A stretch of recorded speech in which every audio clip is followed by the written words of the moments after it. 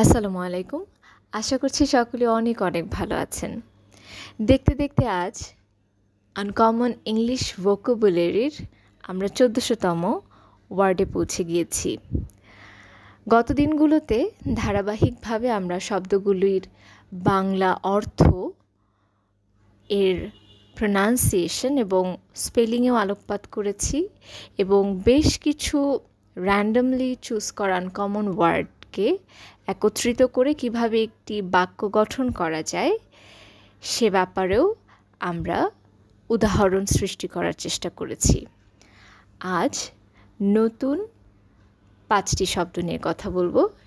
পাশাপাশি থাকছে শব্দগুলির বাংলা অর্থ, ইংলিশ প্রনাউন্সিয়েশন এবং সবশেষে শব্দগুলো দিয়ে তৈরি একটি বাক্য।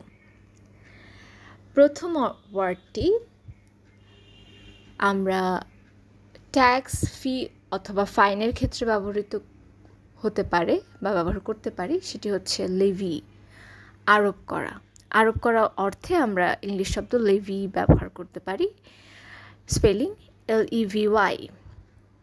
প্রতিহিংসা চরিতার্থ করাকে আমরা ইংলিশে রিটালিয়েট বলতে পারি। এটি একটি verb, spelling RETALIATE, retaliate.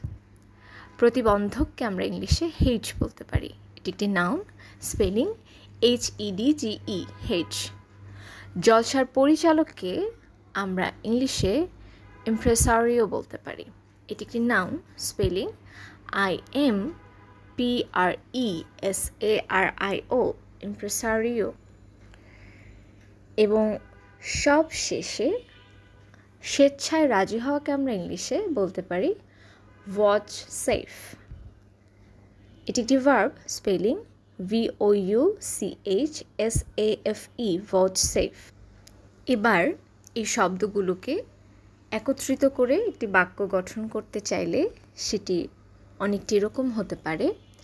When the government decided to levy heavy taxes on imports, the cunning impresario chose to hedge his bets by diversifying investments, prepared to retaliate with legal action if necessary, and was ultimately vouchsafed a rare exemption for his contributions to the arts. এর বাংলা অর্থ কী দাঁড়ায় আপনারা জানাতে পারেন comment সেকশনে।